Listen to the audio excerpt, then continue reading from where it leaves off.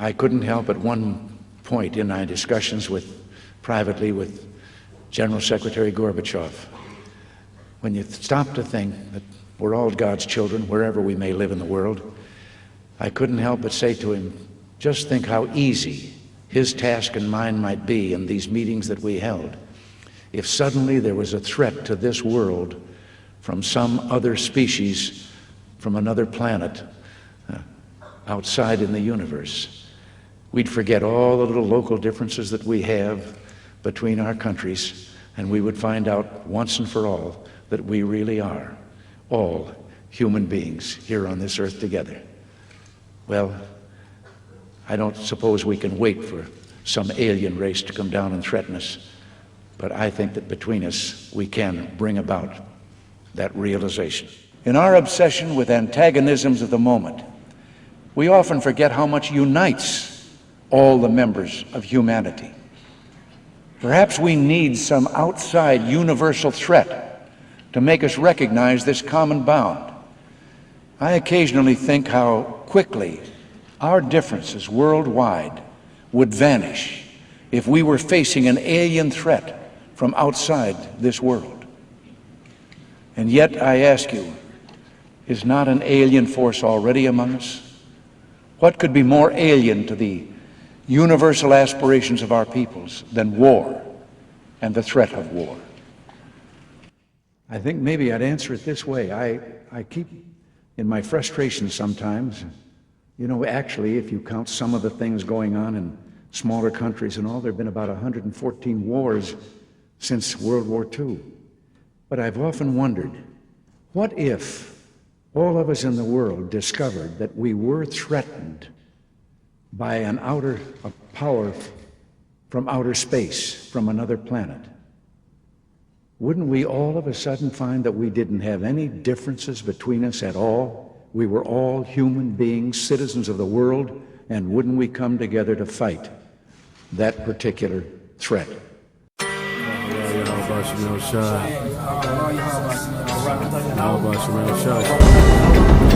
the hell is that thing? I saw this huge saucer-shaped vehicle. I've never seen anything like that before. It wasn't blinking or nothing, it was just like a ball of light. Whoa. It's got 3 triangular lights. Well, if there's like anything, it's rotating. It's extremely quiet. It's definitely not an airplane or a helicopter. I don't know what that was. For decades, UFO witnesses were laughed at. They're just told that they can't talk about it, we don't want to hear about it, maybe you're a little crazy if you even saw it. Whatever that is, that's huge. But we're at a place right now where we are beginning to realize how strange it is and how little we really understand. Imagine if it was acknowledged officially that UFOs exist. That would be a big paradigm shift.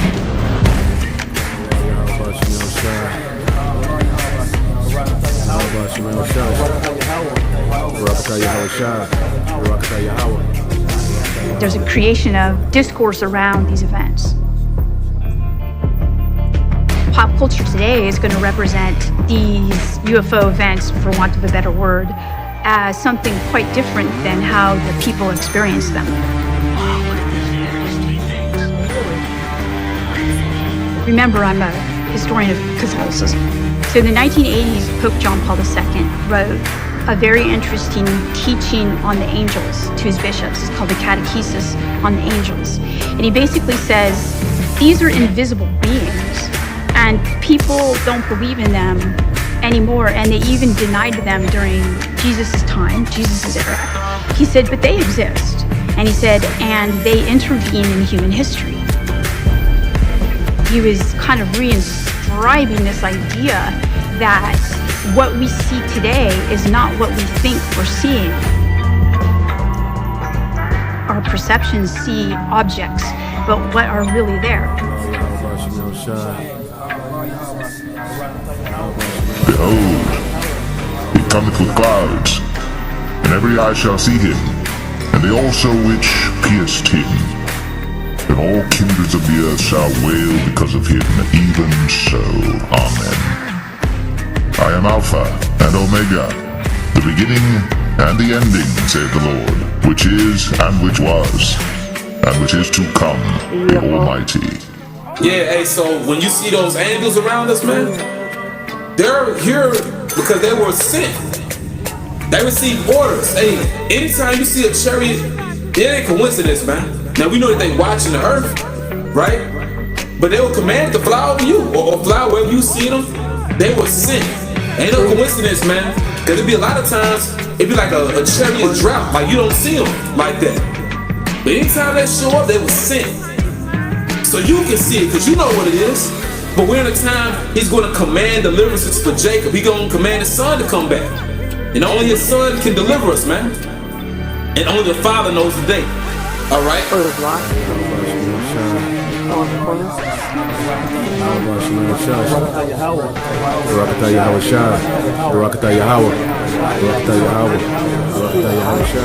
Come, my people, enter thou into thy chambers, and shut thy doors about thee. Hide thyself, as it were for a little moment, until the indignation be overpast. For behold, the Lord cometh out of his place to punish the inhabitants of the earth for their iniquity. The earth also shall disclose her blood, and shall no more cover her slain.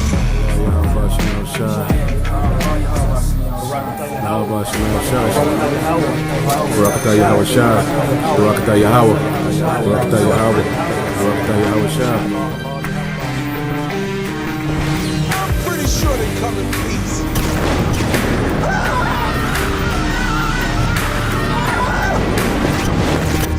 Remember Hiroshima?